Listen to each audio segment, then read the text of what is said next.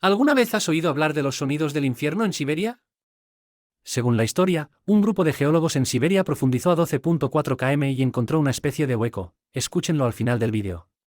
Los científicos hicieron descender un micrófono extremadamente resistente al calor junto con otros dispositivos y lo que el micrófono captó en la cavidad antes de estropearse por el intenso calor a unos 1000 grados Celsius. Fueron escalofriantes 17 segundos de sonidos, presumiblemente lamentos, llantos, súplicas y gritos de dolor de seres humanos provenientes del interior de la Tierra. Sin embargo, es importante tener en cuenta que esta historia es ampliamente considerada como una leyenda urbana y no hay evidencia científica que respalde su veracidad.